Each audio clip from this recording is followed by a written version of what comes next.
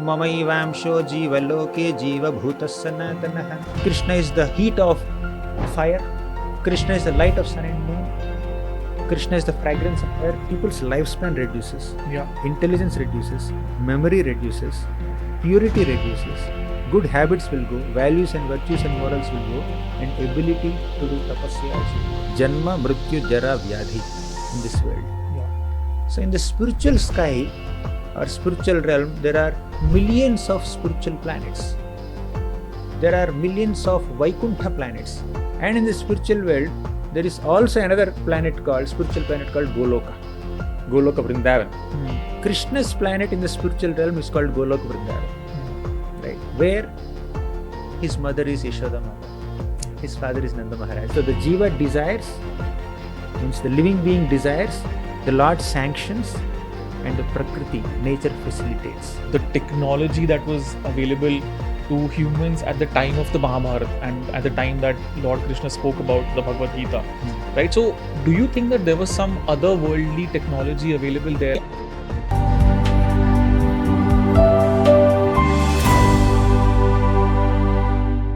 Hello, everyone, and welcome to the Brown Guy podcast. Our guest for today is someone extremely special.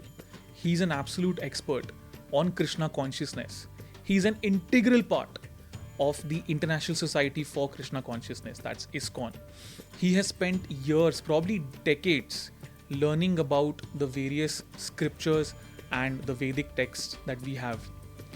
And today we are going to speak to him in depth about Lord Krishna, about the teachings of the Mahabharata, and about his relationship with Lord Krishna and whatever transpired to the war. Please welcome Shri Gauranga Darshan Das ji. Shri Gauranga Darshan Das ji, thank you so much for agreeing to speak with us today, sir. How are you? How have you been? How's everything? It's going on well by Krishna's grace.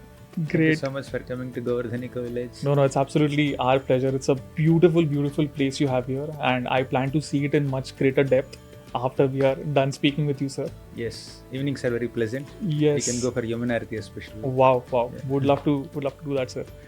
So many things in my mind right now. So many things that I want to ask you about. But I want to start with how was your journey that got you here, and how did you evolve into this person that I see in front of me today? A very pleasant person, a very calm person, very knowledgeable at the same time, very confident. And someone who has great virtue. So how has that journey been, sir? If you could tell us. Firstly, I must acknowledge whatever good things you spoke about me, I'm not yet up to the mark. I'm work in progress, that I can say. Yes. And there is much more I need to do to evolve into a person whom you have described. But I am today, whatever I am today is because of the contribution of so many people to my life. Firstly, I must acknowledge the grace of my parents. Yeah.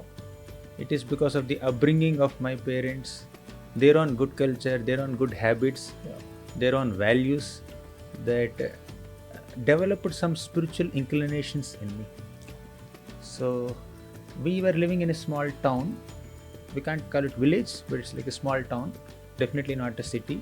So we are quite far from this extravagant culture of big cities, and the exposure to the distractions and temptations and allurements was very minimal in such small town. And fortunately, our home was quite close to some temples like Lakshmi Narayan Temple, Ram Mandir. So that also facilitated my attraction to spiritual culture since childhood. Wow.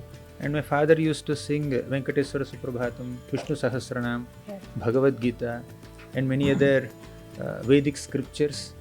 So he had some taste for scriptural study. Wow. And chanting shlokas. And also he specifically joined me in a school called Balabhanu Vidyalayam, where every day all the students in the school, about 700-800 of us, would assemble in a prayer hall, and together we recite Bhagavad Gita shlokas. Wow. So that's a very great privilege. As a small child, I received so many spiritual vibrations and a very cultured upbringing with minimal access to facilities and not so much of distraction. So up to 10th standard, I grew up in such an ambience. So I must acknowledge my parents for that good upbringing. Yeah. Then eventually, when I joined my masters in the Indian Institute of Science, Bangalore, Wow. I got the privilege to stay in a hostel room in which probably someone who's living in that hostel room before me must have been a devotee, or at least must have had some connection with ISKCON. So that brought me close to ISKCON. It's very interesting. 2005, August 1st, I went to the IISc, Indian Institute of Science, to join my masters. They first gave me hostel keys. Take this keys. Occupy. You just take your room. Then you come back and finish your admission formalities. So I went there. As soon as I opened the room, I found a very big and beautiful picture of Murali Krishna.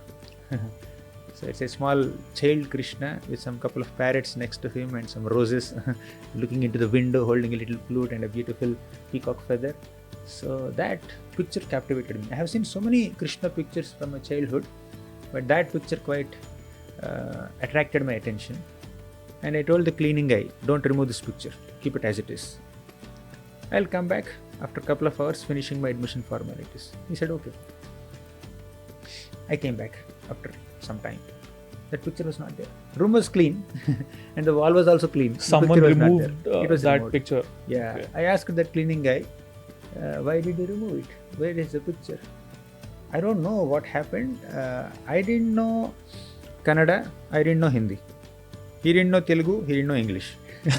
Maybe he thought that I told him to remove the picture. Somehow I lost the picture. I was quite disappointed.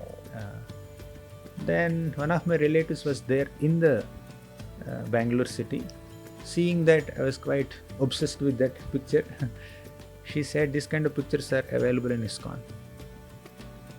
I'll take you to ISKCON. I said, what is ISKCON? She didn't know what is ISKCON. She did not know International Society for Krishna Consciousness. She said, ISKCON means Krishna temple. I said, which language was it? Somehow, for that picture, I went to the temple. So when I went, I was searching everywhere and I found this beautiful picture, same size, same picture on the stall there. So I went and asked him, how much is this? 20 rupees. I said, I'll pay. He's very smart, the one who is selling the books. He said, if you take this book, Krishna book, then this picture is free. It's behind you. See that? Take out that book, Krishna This book. one? Yeah. So he has given me this book also. Wow. Right? It was 90 rupees in those days, Yeah. 2005. Yeah. He said, if you take this book, Yeah. that picture is free for you. I said, fine, it's good deal. So he was trying to upsell you in a. Yeah. So I just opened the book and I saw more pictures like this. See, Yeah. in every book we have more pictures like Yeah. this. I said, oh, it's good deal. You're getting many pictures. Yeah, I'm You getting came many to pictures. Get one picture, but you're getting many pictures. Yeah, I felt like I'm just searching if that picture is here in this book. I think in this edition that picture was not. Anyways, no problem. Yeah. So I got that picture and this book into my hostel room Hmm. and kept it in the hostel room. 100 days passed. Wow. Exactly. Yeah. It was on 2005, August 1st, I saw that picture. Then I got it just within a couple of days. It was November 10th, 2005. One of my classmates who used to come to my room on a regular basis for some combined studies. So he asked, are you an ISKCON devotee? I again said, what does that mean? He said, there are some ISKCON devotees in your campus, so I can introduce you to them. They are doing some kind of chanting every day morning, Hare Krishna Maha Mantra, and they're also, because my classmates saw this picture and also saw this book, Srila Prabhupada's book in my room, and he thought I'm an ISKCON devotee, and then he introduced me to some more devotees. So like that, I slowly came in touch with devotees, and eventually I took interest in bhakti. I chanted the holy names of the Lord, and eventually I shifted to Mumbai for my job. It's a long story. Then I became a monk in 2009. 2009 you Around became this a. time. May, June. Okay. So my first contact to spirituality is through my parents. Wow. Second contact is through that picture. Yeah. In fact, third contact is through this book, Krishna Wow. book. And then I came in touch with many devotees Yeah. who are my seniors, Gauranga Prabhu's classes I used to hear. You know Gauranga Prabhu, right? Yes. So he's a senior monk here. Yeah. So I used to hear his audio recordings, and eventually I heard the recordings of His Holiness Radhana Swami Maharaj. Yeah. He's my guru. Yes. So slowly hearing the philosophy and getting attracted to the whole process and the simplicity of sadhu life. I was working in TCS, Tata Consultation Services, TCS Innovation Labs. Oh. So it's a long story, but somehow the simplicity of the process and the purity of the process and the purity of the philosophy and the pure form of Krishna Wow. that attracted me. Wow. So I'm here today. Wow. So many people find God firstly through their parents. I mean, I don't know if I found God in the right sense that we are discussing, but yes, whatever little I have is because of my mother. Which brings me to this question that many people have when people talk about, hey, I found Lord Krishna, hey, I found God, right? In that way, there's a very deep connection or a deep emotional bond. So what is this when people say, does this mean that they have discovered their inner self in the most raw and the true form, or does it mean that they have literally discovered God and they have discovered his teachings? What does this mean exactly for a layman? Basically, all of us are children of God. Yeah. Although we both are meeting for the first time in life. Yeah. You are a child of God. Yes. I'm a child of God. Yes. Thus, we are spiritual siblings. Yes. We have a eternal connection with each other, Yes. with God in the center. Yes. Krishna said in the Bhagavad Gita, 15th chapter, 7th shloka, Mama eva amsho jiva loke jiva bhutas sanatanaha. Mama eva amsho. All these living entities, living beings are my amshas, my parts. If Krishna is like a huge fire, forest fire, we are like little sparks of fire. If he's like a great ocean, we are like drops of ocean, right? So qualitatively we are same as him. Yeah. Because a fire spark and a huge fire both have the same qualities of heat and light. A small drop of ocean and the huge ocean, they have same chemical composition. Both are salty. Yeah. But the quantity is different. So we are qualitatively one with the Lord and we are quantitatively different from the Lord. Oh. If I need to say in Sanskrit, he is Vibhu and we are Anu. Means he is infinite, we are infinitesimal. Wow. But qualitatively we both are same. Yeah. Right? So we are all having an eternal connection with the Lord, but somehow we are overwhelmed with that forgetfulness. Yeah. Or we are diverted or distracted by so many allurements and temptations and other desires, non-spiritual desires and other kinds of material pursuits, etc. But fortunately, if someone comes in contact with a devotee of the Lord, or if someone comes in contact with a book which is nothing but a spiritual book which is nothing but the word of God, they are fortunate enough to make a connection with the Lord. That's what you are saying, discovering God or finding God, etc. He is everywhere. But for us to perceive him or feel his presence everywhere, someone has to educate us. Yeah. Someone has to inform us. Guide us. Guide us, exactly. So it's a guidance or that enlightenment coming from great souls and great books, Shastra and Sadhu. Guru, Sadhu, Shastra. So somehow or the other, coming in contact with Guru, Sadhu and Shastra will reinstate that bonding, eternal bonding which we already have. Yeah. Right? So that's what it means. Does it answer your question? Absolutely, absolutely. The tether is already there, but it has to be in some divine form activated, or I would say reactivated in that sense. Basically, when a small child is learning to walk, he may not be able to walk properly. But the walking capacity is there in him. Right? Because the Lord has given him hands and legs and eyes and everything. So the eyes are able to see, hands are able to do, and legs are able to walk, but that capacity is not fully developed. By practicing to walk, the child will walk. If the mother keeps the child within the lap only forever, the child will never outgrow her lap. So one has to train the child to develop the senses eventually. Yeah, absolutely. Can you tell us about what is Goloka? They say that Goloka is the Loka of Lord Krishna, right? And all devotees of Lord Krishna go there. And growing up, we've heard stories that it's an absolutely beautiful and a magnificent world where we don't exist in these bodies that we have right now, but there's a different bio-illuminant kind of a body that we get.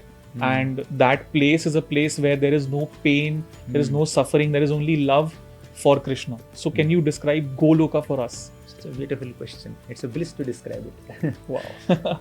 So basically, we have two realms. Yeah. One is the material realm, second is the spiritual realm. Material world and spiritual world. In this material world, everything is temporary. Right? It exists. It's true. It's not false. But it's temporary. Yeah. Because it's temporary, sometimes it is described as false, but ultimately it's true, but it's temporary. So there is birth and there is death. Anybody who takes birth has to die one day. Yeah. Anything that is just blossoming nicely has to fade one day. Correct. So there is birth, death, old age, disease. Janma, Mrityu, Jara, Vyadhi in this world. Yeah. But in the spiritual realm, there is no birth, death, old age and disease. Yeah. There is no beginning or there is no ending. You can't find t equal to 0 in the spiritual world. Wow. So there is no beginning, there is no ending. Everything is eternal there. Yeah. Everything is spiritual there. Nothing is subjected to destruction there. There is no birth, there is no death. Everything is eternal. So that is called the spiritual world. Yeah. Just like in this material world, there are so many planets. Within this planet, there are so many countries. Within a country, there are so many states. Within the state, there are so many districts. Within the district, there are so many villages and towns. And within a home, there are multiple realms. Yeah. It's a lot of variety here. Similarly, the spiritual world is also filled with so much of variety. Unlimited variegatedness. Wow. So in the spiritual sky or spiritual realm, there are millions of spiritual planets. There are millions of Vaikuntha planets. You know what is Vaikuntha? The abode of Lord Vishnu. Lord Vishnu. Yes. Basically, Kuntha means difficulty or misery. Yeah. Vaikuntha means a place where misery is completely absent. Wow. Material world is described as Dukkhalayam. In the Bhagavad Gita, the material realm where we are staying, it's described as Dukkhalayam. There is a lot of misery here. Yeah. But the spiritual world is called Vaikuntha because there is no misery there. I always thought that Vaikuntha is the name of the world, but Vaikuntha is actually how you describe the world. It's not the name of the You world. can call it name also. Basically, all in the spiritual realm, every name has a meaning. Yeah. Name is not given randomly. Yeah. The name has a meaning. For example, the name with which we call God is Krishna. Krishna. Krishna means all attractive. Rama means very enchanting. Yes. He enjoys, he rejoices. And Narasimha means he has a lion-like face and a body of a human man. being. So every name has a significance and has a meaning, deep meaning. So Vaikuntha is definitely a place or the name of the place, and it also describes the quality of that place. Wow. So in the spiritual world, there are so many Vaikuntha planets Wow. where there are no miseries.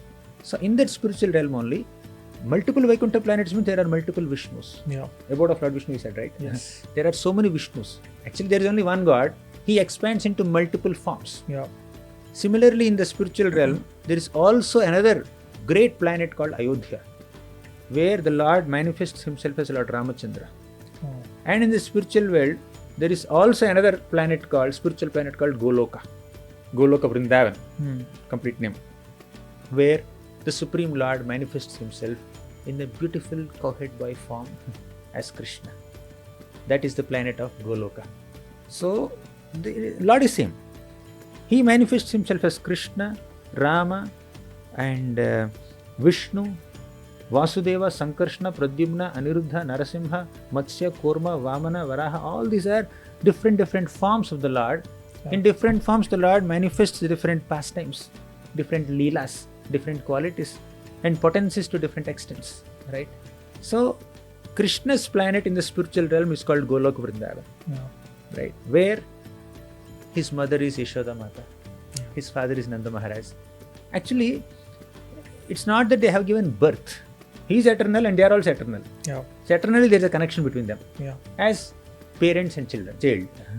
And his supreme consort is Srimati Radharani. And he has so many friends like Sridama, Sudama, Subal, Stoka Krishna.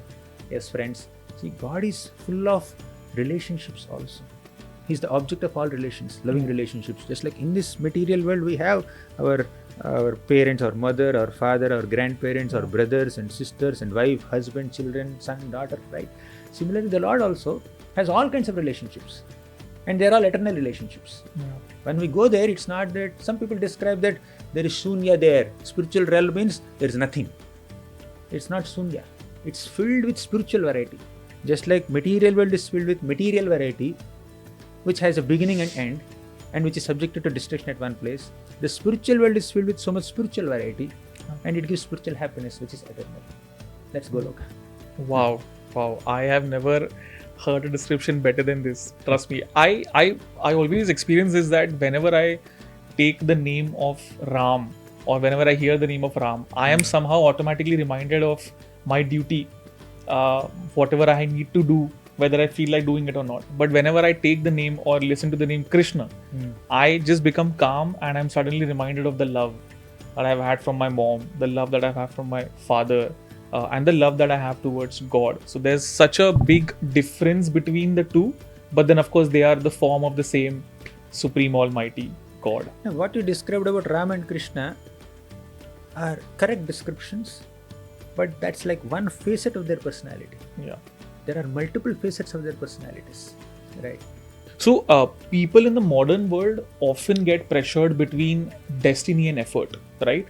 And God always tells us that you keep on doing your effort, and whatever destiny is there for you, it will play itself out in the course of you doing your efforts. But we see a lot of times in the modern world, people stop putting in efforts if they even have the slightest doubt that maybe my destiny, the way I have thought about it, may or may not manifest. So they try to control the outcome too much rather than focusing on their side of the efforts. How do we change this mindset, which is very, very resilient in today's world, and it's a very negative mindset? How do we exactly change this? How do we focus on our efforts rather than controlling the outcome? Krishna says in the Bhagavad Gita, very, very popular shloka, Karmanyevadhikaraste ma phaleshu kadachana ma karma phala hetur bhur mate sangostu akarmani. Many people quote this shloka only the first line, and some people quote the second line also.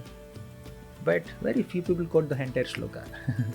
Let me explain the meaning of it. This one shloka has answer to a very, very comprehensive and descriptive answer to your question. Karmanyevadhikaraste. Karma means our action, our duty, the work that we need to perform. Karmanyeva adhikaraste means you have the adhikar, you have the right and responsibility and duty to perform your work. Yeah. Right. Ma phaleshu kadachana. But you don't have a control over the results. You can prepare for the exam, but you can't expect what comes in the question paper. Correct. You can write the exam to the best of your ability, but you can't expect what rank you will get, what score you will get. Yeah. You can prepare this podcast, but you can't expect how many views it will get. Yeah. Right? You can shoot it nicely, you can edit it nicely, that's in your hands. Yeah. But how it is received by people, it's up to you. It's up to them. Completely up to them. Yeah. Sometimes it may go viral, sometimes hardly anybody sees it also. But you're doing your job, but you're learning. Yeah. Right? For example, somebody is playing a game. Whether it is cricket or football or chess or caroms or whatever it is, they're playing a game. Game may last for 1 hour. If the focus is only on winning the game, you know what happens? They will not enjoy the game. Yeah. They're constantly looking at the result. Yeah. How can I win? How can I win? How can I win? When you're constantly in a result-oriented mindset, what could happen is you will not be able to enjoy the process. When you're playing the game, whether you win or lose, you will enjoy the game. Yeah. 1 hour is a duration. Yeah. Right? Results are declared in 1 minute, but 1 hour you have played or 2 hours you have played. Correct. That 2 hours you can happily enjoy. Even if you lose, also fine. Have had a very good time. You can take it very sportively. Yeah. Right? So karmanyeva adhikaraste ma phaleshu kadachana. You can play the game, whether you will win or lose, it's not in your hands. Yeah. Right? And one more thing. If I work so hard, why can't I expect the result? That's the point. Yeah. Many people have this. Yeah. When I work so hard, I must enjoy the result. And what's the problem in expecting the result? Yeah. Problem is, when you expect a specific result, and if you don't get it, you'll get disappointed. But when you focus on the work, whatever result comes, you will be satisfied. It all depends on adjusting your expectations. Yeah. Sometimes in your relationships also, say you are expecting some help from this person. So this man is sitting there, you're expecting. Say he didn't help you. You had an expectation and that expectation is not fulfilled, you will get frustrated. Yeah. You have not expected anything. You are just being kind and nice to them. Yeah. And one day, without your expectation, he helped you. What will happen? You will be grateful. Same thing. You are stuck in some problem. In the first case, you expected and you do not get the help. You are frustrated. In the second case, you did not expect the help. Still, you got it, and you are grateful. Yeah. And because you have not expected, even if you didn't get it, you are not disappointed. So that maneuvering our expectations, adjusting our expectations, will help us be more calm and peaceful. Yeah. So when you have undue expectations, whether from people or from situations or from your own work, that undue expectation from oneself or others can lead to potential frustrations and disappointments. But if you adjust some expectations, then that will help you feel grateful and peaceful. Right? Yeah. That's why Krishna says, develop this detached spirit. And also one more thing is, for any work to get accomplished, there are 3 doers. 3. Number 1, you. Yeah. Because you desire to perform the work. Say you wanted to cook. What's your favorite sabji? I would say brinjal. Brinjal. Fine. You wanted to cook brinjal sabji. That's your desire. But just desiring will get a brinjal sabji on your plate. Say you have made it nicely. You know the recipe. And you have made it, you took half an hour or 1 hour to make it, boil the brinjal or do whatever, and then it's on your plate. But can you completely take credit for it? Are you the only cause of this result? No. Who else is there? I think right from the roots, the farmer who actually sow the seeds, Yes. till when actually the eggplant came out, then there was a person who actually got that from the farm to the store. Then the retailer, the owner of the store, because of whom I was able to purchase. Yeah. And yeah, I mean, that's a complete journey that if you think about it, it's completely back integrated. I'm hosting this podcast now. For a moment. I would love that, sir. Anyways, so very nicely you have pointed out. Yeah. So the cause of the taste of this brinjal sabji is not you alone. Yeah. You cooked for half an hour. But there are so many other people who contributed for its taste. Just replace brinjal with some bendi. Replace brinjal with some thermocol balls. Will you get the same taste? No. Replace brinjal, same recipe. Yeah. Replace brinjal with a potato. You will not get the same We taste. won't, yeah. Right? So the vegetable itself has a taste in it. Natural taste. Where did that natural taste come from? From the earth. From the earth. Earth is a part of the nature, right? And whose nature is that? God's nature. God. So for any work to be accomplished, there are 3 doers. 1 is the Jiva, means the living being. Yeah. 2nd is the Lord, the Supreme Lord, Purusha. 3rd is Prakriti, the material nature. Yeah. So the Jiva desires, means the living being desires, the Lord sanctions, and the Prakriti, nature facilitates. Wow. 3 doers. Yeah. So without Prakriti facilitating, you cannot fulfill your desire. Yeah. Without the Lord sanctioning, Prakriti will not facilitate and you also won't be able to cook. Yeah. Right? So Lord's sanction is required for you to do that activity and Prakriti to facilitate that activity. Yeah. Right? But these 2 people ignore. And in this Jiva category, the living being category also, there is not one living being. There are hundreds of living beings, as you said. Yeah. Farmers are there, vegetable sellers are there. So if you just distribute this 100% credit amongst them, 33% went here, 33 went here. Within the 33, there are so many living beings involved here. Yeah. How much is your credit? Yeah. How can you be attached to the result? Wow. How can you be attached? And does it sound logical when we say be detached from it? You are not the doer. How can you be the enjoyer? When I have doership mentality, I naturally want to enjoy the result. Yeah. Therefore, Krishna says, do your activities but with a detached mindset. Yeah. Now, I spoke about detached mindset before doing the work. Let me speak about detached mindset after doing the work. Yeah. Before doing the work, you have a detached mindset means don't have undue expectations. Yeah. Understand that many people are involved in the manifestation of the result, not only you. Yeah. So, be detached. After accomplishing the work, say you have done some great project, great business, and you got so many profits, that is your possession now, then also you should try to be detached, because the possessions may leave you at any moment. Yeah. Anytime a loss can come, some accident can happen. Yeah. There are so many unforeseen circumstances in life. Situations are not in our control, Yeah. but our response is in our control. So, when we acquire so much by our hard work, if we don't cultivate the spirit of detachment from the possessions that we have acquired by our hard work, when the possessions leave us, it is such a frustrating experience. Yeah.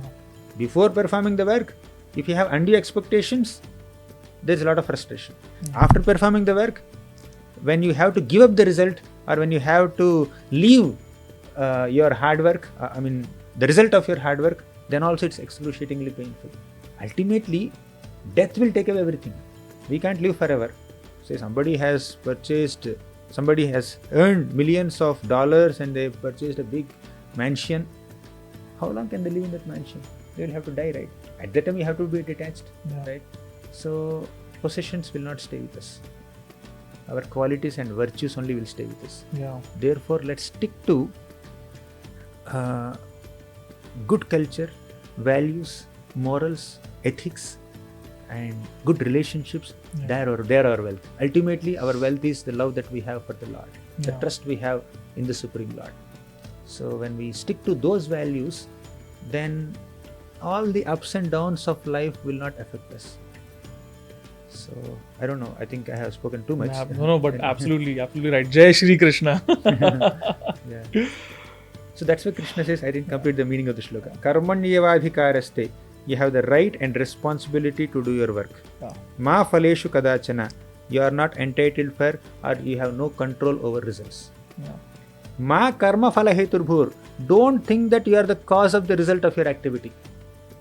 It's clear. There are multiple causes. Yes. Last, just because you are not entitled for the result, just because you are not the only cause of the result, people will think, as you said, why should I work? Krishna says, Mate sangostu akarmani. Although you are not the cause of the result, although you have no control over the result, don't be attached to not doing the work. Be responsible, but be detached. Wow. So many times people, in the name of responsibility, they become unduly attached. Yeah. And some people, in the name of detachment, they become highly irresponsible. Yeah.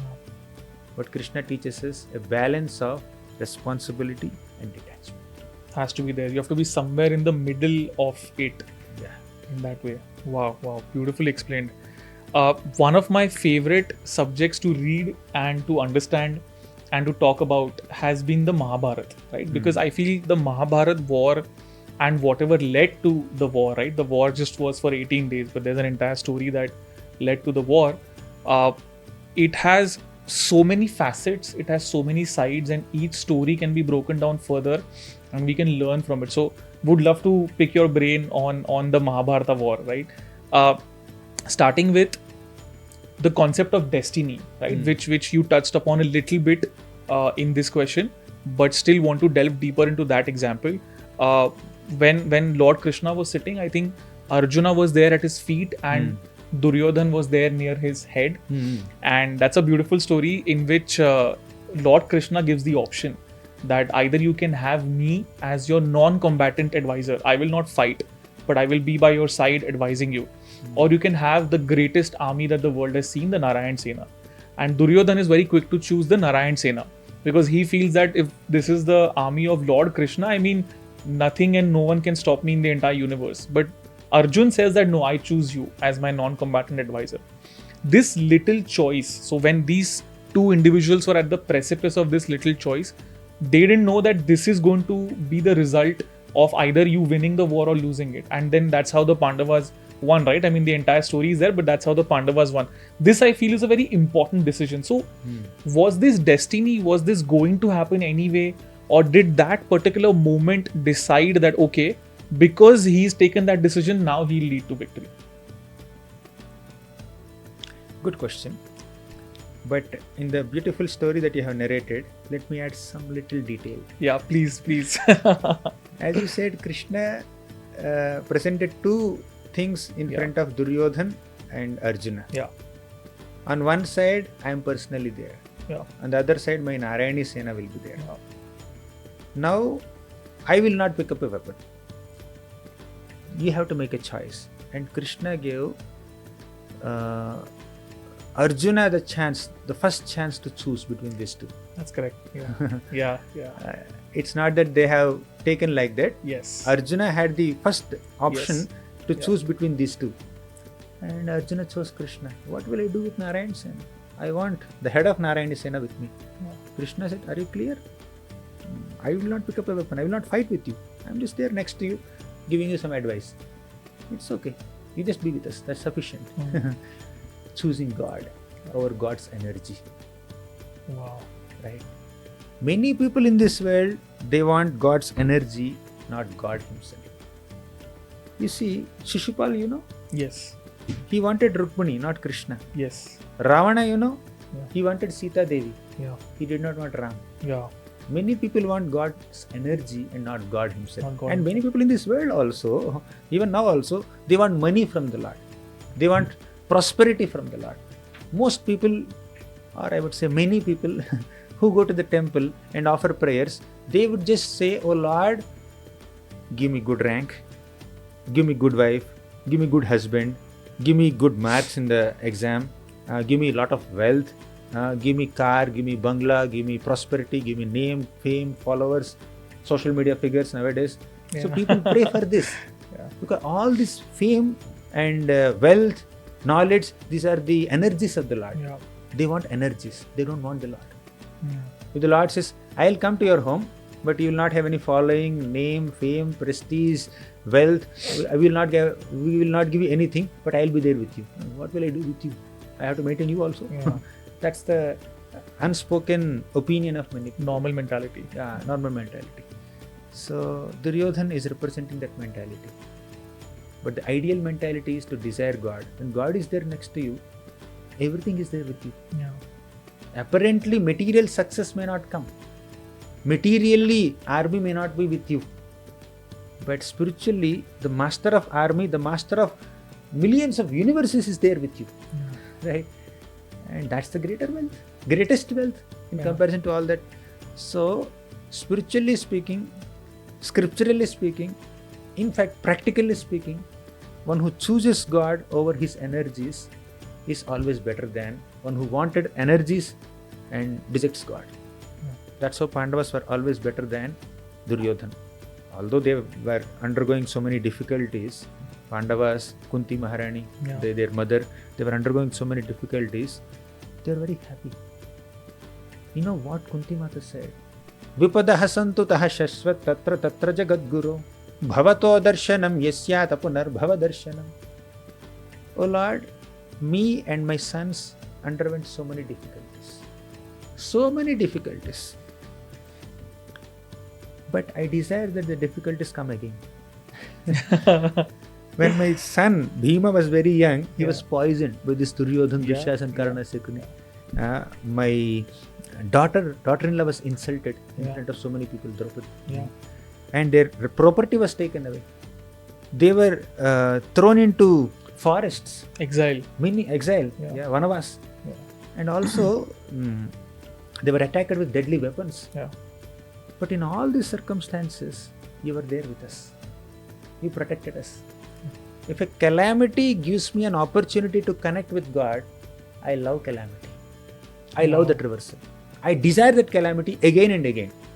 That's why she says, Vipadaha santu taha shashvat. Let these vipatis come eternally, perpetually in my life, so that Krishna comes and gives darshan. Wow. Right? So because we have an eternal bonding with the Lord, when the consciousness is completely pure, not diverted by any material things in this world, we always desire God only. Just let me present a scenario where a child, along with the parent, mother or father, he went to the zoo. He saw some deer, he got excited. He saw some swans, he's very happy. He saw so many parrots, he's very excited. Then he saw a tiger. He got scared. Yeah. He got quite scared, and it apparently seemed that the tiger is coming out of its bone, its cage, and about to come closer to the child. Where will the child go? Tell me. To its mother is there. Mother, yeah. Running towards its mother. Pakka. Yeah. There is a security guard standing there. Yeah. With a weapon in hand. Yeah. Will the child go to the security guard? No, because the natural calling is to go towards your mother. Simple. You answered your question. Natural calling is to go to the mother. Yeah. Although mother is equally scared. Yeah. Mother may also be equally scared. Yeah. She may not have the weapon in hand. She may not have the ability to protect the child, logically speaking. But the child's emotion is connected there. Connected there. Just as a child is spontaneously and naturally dependent on the mother, goes to the mother whenever there is a calamity or there is happiness or distress, child naturally goes towards the mother. Yeah. Similarly, a devotee or someone who has evolved consciousness naturally chooses God and not some other powers. Yeah. God is the combination of all powers. Yeah. He is the source of all powers. Yeah. When he is there with me, even if he doesn't exercise his power, no problem. Power is secondary. I want the powerful man with me. Yeah. So power is not the consideration. The emotional bonding is there. Yes. So Arjuna naturally chose Krishna, and Duryodhan, because he is not a devotee, his consciousness is not evolved. His consciousness is steeped with greed and pride and arrogance and selfishness. He naturally chose what is beneficial to him to get his material purpose done. And to win, basically. That's the only thing that he wanted. Yeah. The greatest thing that we can win is the heart of the Lord. Yeah. With whom we have an eternal bonding. We can win hundreds of things in this world, but they're all temporary. Yeah, they're all temporary without actually winning him. Yeah. Yeah. One who knows what is of true value in life will definitely choose God. So a big problem that people face in the world today is decision making, right? People often get confused. They are standing at the precipice of two things and they are not able to choose. What should I go for? Sometimes it also becomes an option for choosing between the lesser evil as well. Maybe if I go with choice number 1, it's bad, but choice number 2 is even worse. So decision making becomes a big problem and people get confused very, very quickly in the most smallest things. We see in the great Mahabharata war that Lord Krishna was an advisor to Arjuna and he only showed the way. He never really forced Arjuna to take either of the choice. Correct. He never said to Arjuna that you go with this or you go with that. He only showed him the way very, very clearly, very transparently. And I think not even explained, just showed the way. And then Arjuna made his own decisions, so on and so forth in the war, right? How do we become better decision makers? And at the same time, how do we learn to live with the outcome of our decision in that way? Very elaborate question, essay question. I have multiple thoughts as you're asking the question. Yeah. But let me just present it in some order. Yeah. Krishna definitely explained to Arjuna. In the Bhagavad Gita, Krishna explained Karma Yoga, Jnana Yoga, Dhyana Yoga, Bhakti Yoga. Yeah. And he also explained the outcomes of the war. He explained what happens if Arjuna fights and what happens if he doesn't fight. Yeah. So many things he explained. And at the end of Bhagavad Gita, Krishna said, Vimrisheta daseshayana. Then yathechasi tatha kuru. Just deliberate on what I explained to you and yathechasi tatha kuru. Do whatever you like. Right. Then what Arjuna said, Karishye vachanam tava. I will do whatever you want me to do. He chose to follow Krishna's advice. And coming back to your other question, which is how to make a decision. I have multiple thoughts in my mind, but let me just explain from Bhagavad Gita. Yeah. Arjuna was completely indecisive in the first chapter of Bhagavad Gita. He was confused. He knows it was his right to fight as a Kshatriya warrior, a prince.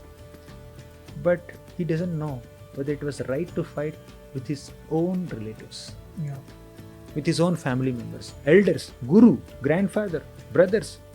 So he was very confused. In such a situation, Arjuna told Krishna, Karpanya doshopahata svabhavaha pruchhami tvam dharma sammudha chetah yaha shreyasyan nischitam bruhitan me sishyasteham shadhimam tvam prapannam.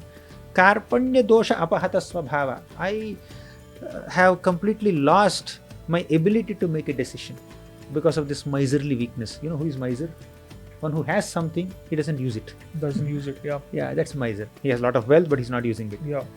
But Arjuna had a lot of wealth of intelligence, wisdom, knowledge, experience, and military strength, but he's not using it. He's unable to use it because of this confusion clouding his mind.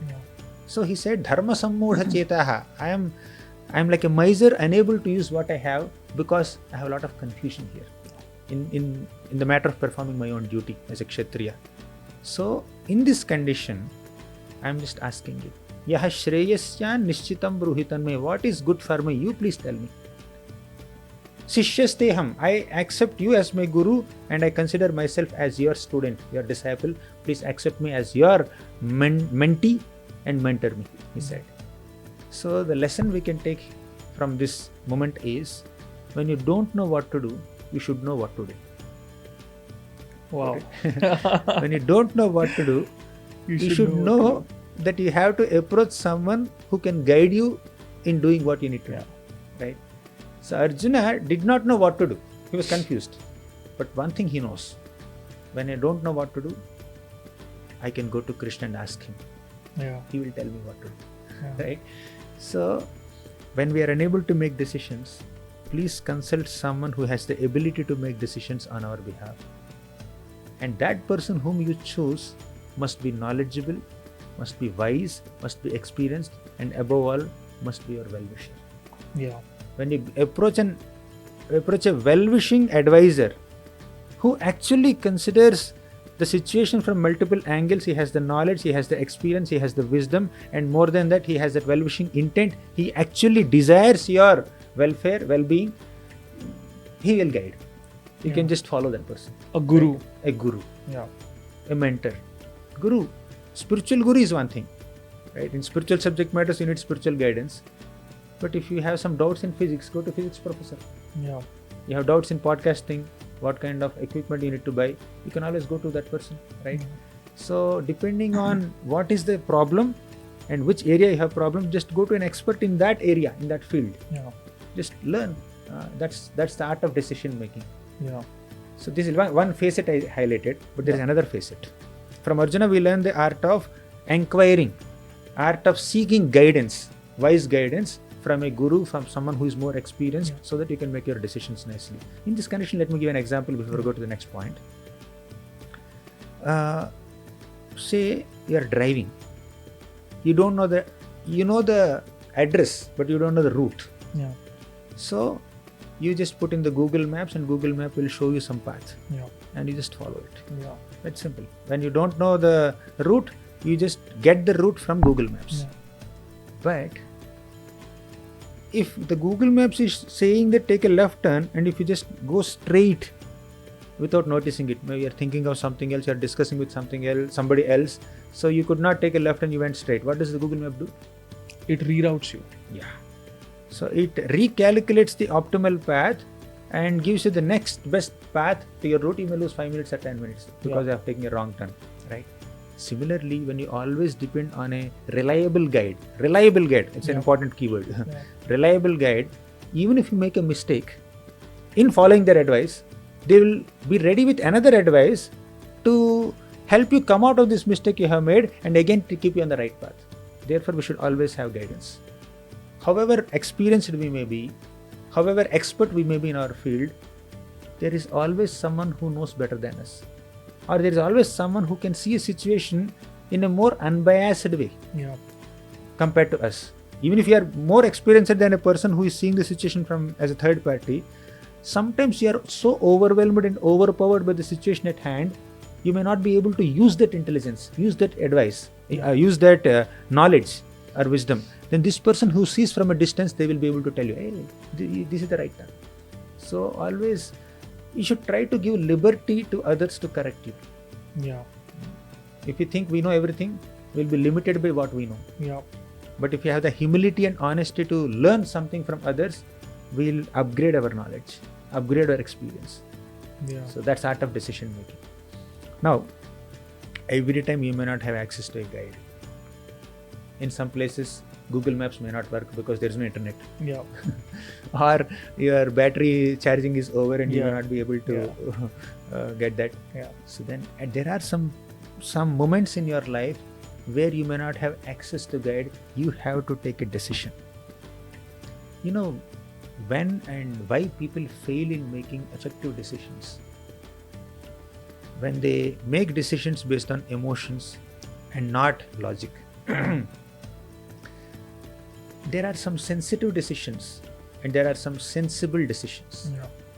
Sensitive decisions are taken by considering other people's emotions, how my decision will affect the other person. Yeah. That is a sensitive decision.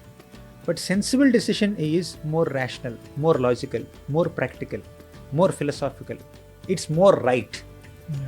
It may not be fully sensitive to the other person's emotions, but it is more right. It's the right thing to be done. Right thing to be done, despite the fact that some people get hurt or inconvenienced by it. Yeah. That is like sensible decision. Sensitive decision is, if I take this decision, how many people get affected? Okay, let me not bother them. Let me just, although it may not be completely right, let me please them. Yeah. So when to take a sensitive decision and when to take a sensible decision, you need to choose. Means you cannot always take sensible decision only and hurt 10 people. You can't always take a sensitive decision and be practically irrelevant. You must have satisfied people's emotions, but practically irrelevant. Yeah. Right? So you need to keep a balance between both. Maintaining that balance between sensibility and sensitivity is maturity. Wow. And can we also say that sometimes we need to accept the outcome and take the fallout of the outcome on us rather than it troubling our loved ones? Yes. So I think that's also a mature way of looking at decision making. Yes. So, yeah, wonderful point you have made. But to explain what I said some time back about maturity means to balance between sensibility and sensitivity. Yeah. Sensitivity acknowledges emotion and sensibility upholds logic and rationality. So oftentimes or many times people take decisions based on their emotions. Yeah. There is emotional connect with something, although it is useless and practically irrelevant, Yeah. because emotionally there is some bonding there, they take a decision in that direction. Yeah. Right? So when the emotions are too high, logic is sidelined. That's where we need to bring in that logic into picture. Right? We need to take a rational decision also. When people are getting very emotional, having emotions is not wrong. Ultimately, everybody needs emotions. Yeah. Everybody has emotions, and everybody should acknowledge others' emotions to the best in the best possible way. Yeah. But at the same time, although it's okay to have emotions, we can't be too emotional. Yeah. It's okay to have sentiments, but we can't be too sentimental. Correct. Right? So we need to see things from a more rational, logical, philosophical perspective and take a more practical decision. So mind is the storehouse of all these emotions, and intelligence is the storehouse of all logic. Yeah. So Wow. sometimes or many times we go by what mind says and we ignore what intelligence says. Yeah. Doctor tells you, don't eat fried items. But your mind has a lot of love for fried items. Right? When the fried item comes in front of you, you take an emotional decision to put it in your mouth. Yeah. But the intelligence is shouting or screaming, Don't do it. please don't take it. Doctor told you, doctor told you. Listen to the intelligence. Yeah. Don't go by the mind. Yeah. Right? So, and sometimes somebody did a mistake, for example, and you have to correct him. Your intelligence says, just smash him. Give a very heavy feedback. Yeah. So your mind, your intelligence says that. But your mind says, no, present it in a very polite way, gentle way, diligently, intelligently. You should bring him to the right thing. If you just chastise him, scold him, insult him, humiliate him, he may break down. So mind is highlighting the emotional part. Then listen to the mind. Then just don't go by logic. So sometimes when we become overly logical, we compromise on emotions, which are very important. Sometimes we become overly emotional, we compromise on logic, which is also important. That balance is maturity. Absolutely. And the decision will come out well if we have balance. Wow. It's very well said. So it's always said in the Bhagavad Gita and in the Mahabharata that Lord Krishna was like a master strategist. Correct. Yeah. So what does Lord Krishna teach us about strategy, and how do we become better strategists in business, in personal life, in other relationships, so on and so forth? So when you say strategy, intelligence is involved. Not emotion there. Right? I think the discussion that we had to your previous question, a major portion of it is relevant to this question also. Yes. But to just understand the finer nuances of Krishna's strategies, before implementing any strategy or before forming any strategy, one thing is very, very important. That is good intention. Whatever Krishna did in his life, or whatever decision he has taken, whatever guidance he has given to Pandavas or any other individual in his manifest pastimes in this world, he did it with a good intention. The purpose of Krishna's descent from the spiritual world Goloka to this material world is Paritranaya sadhuna vinashaya cha dushkritam dharma samsthapanarthaya sambhavami yuge yuge. Paritranaya sadhunam, to protect the righteous people. Vinashaya cha dushkritam, to punish the vicious people, evil people. Dharma samsthapanarthaya, to establish virtue and righteousness. These are the three purposes of the Lord's descent. So whatever strategy he has taken up, he always wanted to uphold these three. Right? One strategy is he personally killed so many demons. As a small child, he killed Putana, Aghasur, Bakasur, Vatsasur, Vyomasur, Arishtasur, Keshi. So many demons he has killed. They are troubling the whole world. And when he is little grown up, when he went to Mathura, Jarasandha, he brought so many Akshohinis of armies, hundreds and thousands of soldiers he brought in front of Mathura palace. Krishna killed all of them. But he did not kill Jarasandha. It's a strategy. He wanted to use him in the war, in the great Mahabharata war. No. He was killed before Mahabharata war only. So Krishna's strategy was that he killed the millions of soldiers that Jarasandha brought to Mathura palace, and he did not kill Jarasandha himself. Why? Jarasandha is an evil person. He's a wonderful recruiter also. He went back and he brought many more millions of soldiers back to Mathura, and Krishna could kill all of them. This happened 17 times. 17 times Jarasandha was expert in bringing all kinds of people, all kinds of miscreants all over the world directly to Mathura. So that Krishna need not go out of Mathura. He would just come, all the villains are coming in front of me, he can kill all these people. So he facilitated his own ease, that I don't have to go anywhere to kill the evil people. They'll automatically be brought to me by Jarasandha. Yes. Without leaving Vrindavan, Krishna killed so many demons that Kamsa had sent. And finally he went to Kamsa and he killed him. And without leaving Mathura, Krishna 17 times killed millions of soldiers brought by Jarasandha. He's like a recruiter of all evil people. So one army is over, and he'll get another army. So Krishna thought it's a wonderful strategy. Instead of me going out and searching for all the villains and killing them one by one, he's getting them automatically. So he is enjoying in Mathura. Whenever the war comes, he'll just go fight for 1 hour and come back. Done. Matter closed. So that's a good strategy. And after that, Krishna had another strategy. Now let me take a back seat. I have already destroyed so many miscreants and reduced the burden of the earth to a significant extent, but let me not personally do it. Let me empower my devotees, the Pandavas. Let Pandavas take up this role of Paritranaya sadhunam vinashaya cha dushkritam dharma samsthapan. So let them protect dharma. Let them establish dharma. I will assist them. This is another strategy. The success of a leader is in how many successors the leader has created. Wow. Krishna is not eager to take credit for all the activities he is doing. Yeah. He empowers people and he gives them credit. Yeah. Did Krishna ever play the role of a king? Have you noticed? Never. He's in Mathura, he's in Vrindavan, Nanda Maharaj was the king. Yeah. He went to Mathura, Ugrasen Maharaj was the king. Yeah. He went to Dwarka, he's the one who erected the city of Dwarka. Yeah. He is the one who killed Kamsa. He's the one who protected Vrindavan. But he never sat on the throne of any of these places. Never. He went to Dwarka, Ugrasen Maharaj was the king. Yeah. And he is the one who killed Narakasur, who is also called Bhaumasur. So when somebody kills the king, the kingdom goes to the person who killed. Yeah. But Krishna did not take that kingdom. He made Narakasur's son sit on the throne of Pragjyotishpur. Was that out of a sense of righteousness that the lineage has to continue, or was that because Lord Krishna thought that I don't need the throne to do what I'm doing anyway? Krishna is never bothered about the lineage has to continue and all that. Whoever knows dharma should sit there. Yeah. Forget lineage.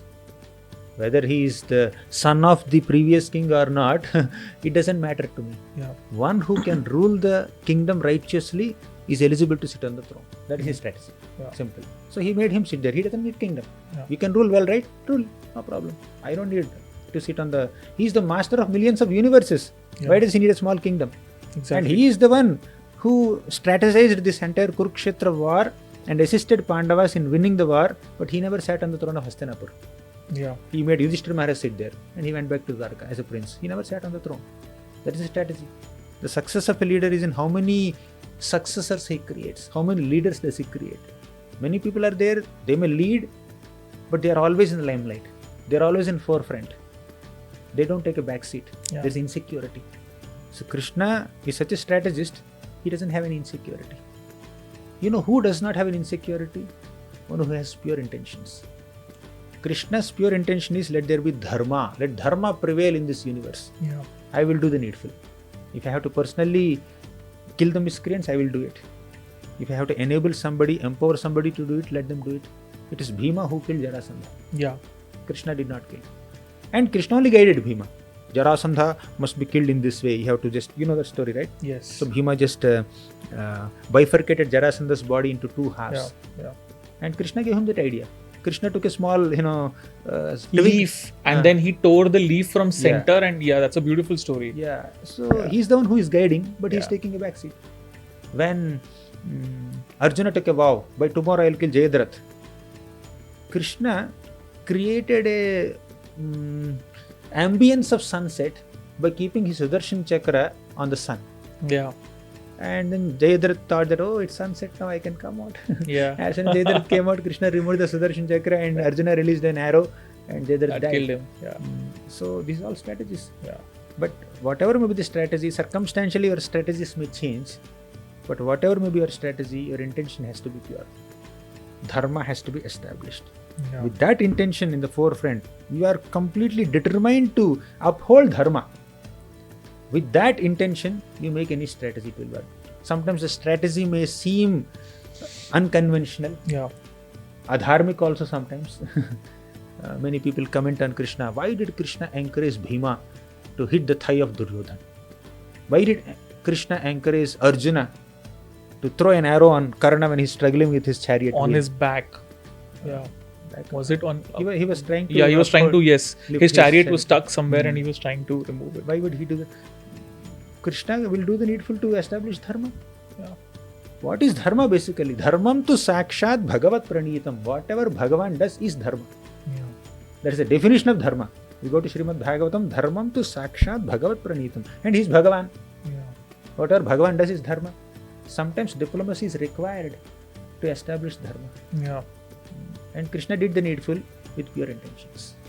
So we need to cultivate pure intentions. Wow.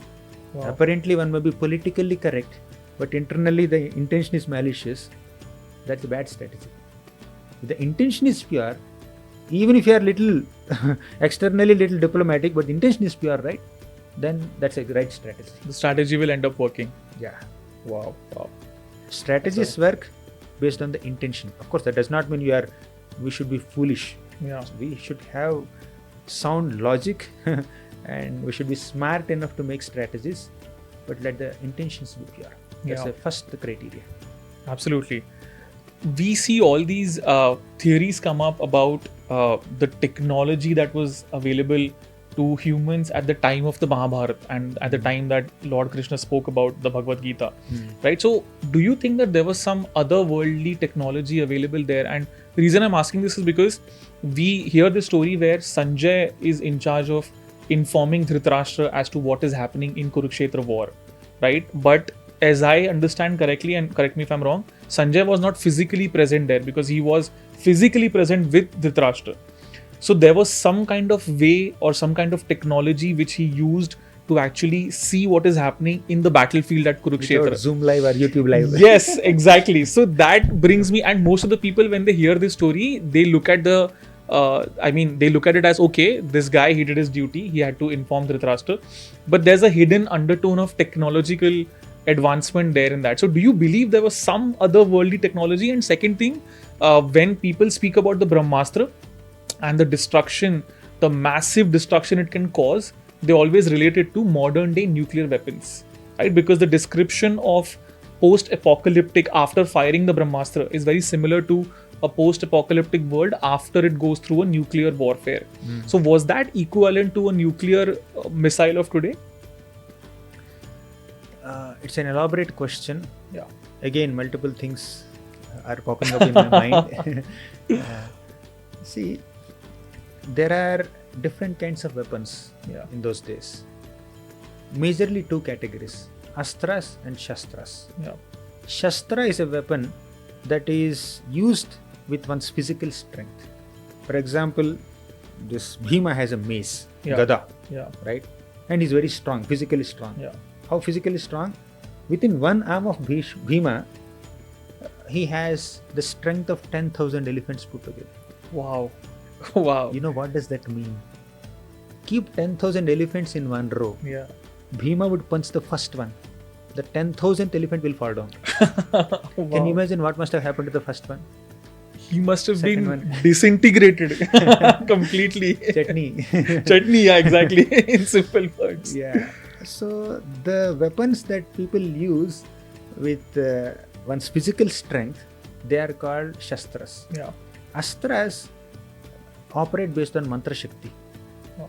When you say nuclear weapon or something like that, if it is dropped somewhere, probably everybody in that place is destroyed. Yeah. Right? In that place. Yeah.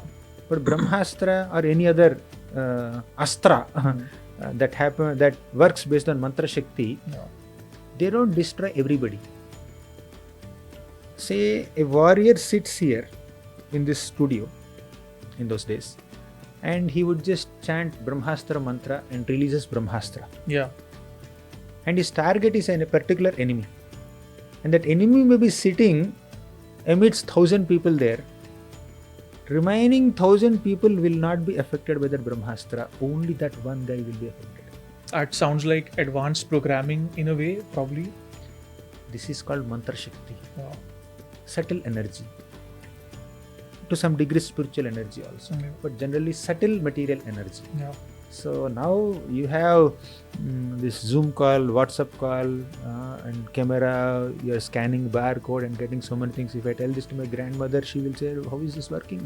How can I talk to somebody who is on the other side of the globe now? I can see them also what they are doing now." She cannot handle it. But now modern people can easily say it, right? So just like the material technology in Kali Yuga is so evolved within 5,000 years, and as age progresses, what all will come, God knows, right? This is all material technology. But in those days, the material technology also used to work based on mantra shakti. Just by chanting one mantra, Brahmanas can kill someone by cursing them, right? That word has that potency. But how exactly did they acquire that power? The power of austerity. You know what is austerity? Tapasya. Yeah. Austerity means voluntarily accepting some inconvenience for a higher purpose.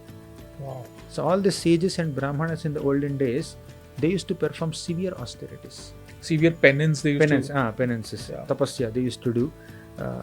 and that will automatically equip them with so much of power. But is Subtle that power. art lost in time? The art of austerity, the art of penance, is that lost in time, or As does Kali Yuga enters, people's lifespan reduces, that? Yeah. intelligence reduces, memory reduces, purity reduces, good habits will go, values and virtues and morals will go, and ability to do tapasya also will go. Dharma stands on 4 legs. Yeah. Dharma, The Dharma is cow virtue. dharma we're talking about, the bull of dharma. Bull. The bull of dharma stands on 4 legs, and 4 legs. as in when each and every yuga gets over, one leg is disabled in a way. Disabled. Chopped off. Yeah. The 4 legs of dharma are Satyam, Daya, Tapah, Shaucham. Satyam means truthfulness. Yeah. Daya means compassion. Tapah means austerity or penance. Yeah. Shaucham means cleanliness. So as the ages progress, Satyuga, Dwapara Yuga, Satyuga, Treta Yuga, Dwapara Yuga, Kali Yuga, as ages progress, this dharma will be reduced, Yeah. right? Only one leg will be active. And of course, there are some other Shastric versions that say that in Satya Yuga, the first Yuga, Yeah. all 4 legs are 100% active. Yeah. In the next Yuga, 75% each. In the next Yuga, 50% each. In Kali Yuga, only 25% each. Yeah. There are some people who are austere now, but they're very rare. There are some people who are very truthful now, but they're very rare. Very rare. So all these qualities are slowly getting diminished. By the end of Kali Yuga, they'll be completely extinguished. So lifespan is very less now. People used to live for 1 lakh years, Yeah. but now hardly 100 years. 3-digit Yeah. number is a very, very rare thing. And that too, after 50, 60, 70, people are becoming very, very inactive, very physically very weak. They can't do much, right? So point Whereas is, when Bhishma Pitama fought the war, it is believed that he was 140 years old. More than that probably, when don't he know the fought figure. the war. And today at 50, 60 people start, I think before that people start getting high sugar and diabetes and yeah.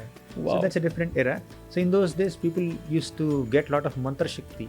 Because of their tapas shakti, they have so many powers. Their words have power. They have so much memory. Yeah. Actually, let me tell you one interesting thing. In the previous yugas, if somebody even thinks of doing a bad thing, he'll be penalized and punished for it. He'll be affected by the sinful reaction. But unless he actually performs a good activity, he will not get the good benefit. But in Kali Yuga, if we think of something bad, we will not be penalized, we will not be punished. They are forgiven. Because Kali Yuga people's minds are anyways distracted, so they are not penalized for their bad thoughts. Yeah. But if they actually do some bad, they will definitely be punished, right? And in Kali Yuga, even if you think of doing something good, you will be benefited in some way. If you actually do, that's a great thing, right? So Kali Yuga people are given some concession. And actually these books were not there in the previous yugas. All these books were not there in previous yugas. People would just listen to a guru. All knowledge and wisdom existed only in the form of sound vibration. Guru speaks to a disciple. If he speaks entire Srimad Bhagavatam to a disciple will hear it, completely remember it. He can repeat it. He will internalize it, absorb it, realize it, and repeat it to others, teach it to others, and propagate it. It was the power of memory that the human beings had thousands of years ago. Yes, they were called Shrutidhars. Shrutidhar means whatever you hear, you can hold it. But in Kali Yuga, people don't have so much of memory and intelligence to understand, therefore books are written. All the Vedic knowledge is given in the form of books. Vyasadeva has written it. Yeah. And now, even after books are made available, people are unable to read or take advantage of or remember things. Right? Anyways, I think the original question that you have asked was that in those days technology was there. Yes, mantra shakti, tapas shakti was there. That's why people were able to do many things. Along with penance and austerity. Yeah, austerity. And Wow. blessings, the shakti of blessings. Blessings by Guru. Guru and any sage. Yeah. If they give some special blessings, they are equipped with special power. Wow. There was this absolutely, I would say, a life-changing moment in the life of Arjuna when he was able to witness the great Vishwaroopam that Lord Krishna showed him in the battlefield at Kurukshetra. There is a verse in the Gita that explains this. So with your permission, I just want to read it out. Please. And I want to ask you a question around this, right? So it says, Aneka bahudara vakra netram pashyami tvam sarvato anantarupam nantam na madhyam na punastavadim pashyami vishveshwara vishwarupam, which translates to, for whoever is listening, I see your infinite form in every direction, with countless arms, stomachs, faces, and eyes. O Lord of the universe, whose form is the universe itself, I do not see in you any beginning, middle, or end. Which is so beautifully explained by Arjuna as to what he witnessed. I want to understand at this point in time, what do you think was the mindset that Arjuna had? Because he literally, in that one moment, I don't even know if it was one moment or thousands of moments put in one, but he witnessed everything. He witnessed the entire universe in Lord Krishna. What do you think, what was his mindset at that time, and how did that affect him? And after that, how did it change his life? In the 10th chapter of Bhagavad Gita, Krishna spoke about his own opulences, his vibhutis. Then in the 11th chapter of Bhagavad Gita, at Arjuna's request, Krishna demonstrated. Arjuna asked Krishna, Krishna, you said that you are all pervading, everything is you only, you have manifested everything. By which form are you all pervading? In which form do you exist in every nook and corner of this entire universe? Can you please display that form? Can you please show it to us? Then Krishna said, yeah, why not? I will show. I will not only speak about my powers, I will display my powers to you also. Then Krishna displays two forms to Arjuna. One is Vishwaroopam, second is Kalarupa. Vishwaroopam means the form of the universe, universal form. Kalarupa means the form of time. So Vishwaroopam means everything in the entire universe is shown at one place. That is Vishwaroopam. Kalarupa means all effects of the time, past, present and future, are displayed physically, visually in front of So time Arjuna. becomes a physical dimension in front of Arjuna to witness that. Yes. Wow. That's what Krishna did. Wow. So these two forms. And now you just quoted that shloka. Aneka bahudara vaktra netram pashyami tvam sarvato nantarupam nantam na madhyam na punastavadim pashyami vishveshwara vishwarupa. You quoted a shloka that describes the Vishwarupa, not Kalarupa. Aneka bahudara vaktra netram. Bahu means hands. Arms. Udara, bellies, stomachs. Aneka bahu udara vaktra. Vaktra means faces. Netram, eyes. Aneka bahudara vaktra netram pashyami tvam sarvato anantarupam. I am seeing your form, which is ananta, unlimited. It's everywhere. You can't say 3D, 4D, 5D, 10D. It's 1000D. You don't know which D. Whichever direction he is seeing, east or west or north or south or left or right or top or bottom, Vishwarupa is everywhere. Aneka bahudara vaktra netram pashyami tvam sarvato anantarupam. Na antam, there is no ending. Na madhyam, there is no middle. Na punastav adim, there is no adi, there is no beginning. Pashyami vishveshwara vishwarupa. I am seeing this Vishwarupa. So Arjuna, he requested Krishna to display this form so that all of us, all the generations to come in future, they will understand that Krishna is not only describing himself as great, he is actually great. He is the Supreme Lord. So Arjuna requested Krishna to display this form so that we understand Krishna's divinity and Krishna's greatness. Right? So, but actually speaking, the form that Krishna displayed in front of Arjuna, Vishwarupa, is a material form. But the form that Arjuna was witnessing earlier, before Krishna showed Vishwarupa, is a spiritual form. In the form in which he was guiding Arjuna. Yes, the two-handed Shyam-Sundar form with bluish complexion, with a sweet and peaceful countenance. That's a very relatable form. But this form is very ghastly, very fierce. Arjuna got scared. He said, oh, I cannot handle this form. Please close this darshan. Please close the curtain. Withdraw this form. I can't see this anymore. Show me your simpler form. So then Krishna showed Vishnu Rupa. Then he showed Krishna Rupa. He withdrew the Vishwarupa. Right? So basically, entire universe, everything in the entire universe is displayed to Arjuna visually in front of him. just to prove that Krishna is there in every nook and corner of the entire universe. Without him, nothing exists. Krishna said in the previous chapters, he said, Rasoham apsu kaunteya prabhasmi shishurya yoho. Rasoham apsu kaunteya means when you drink water, the taste of the water quenches your thirst. The taste is Krishna. Punyo gandha prithivyaam cha.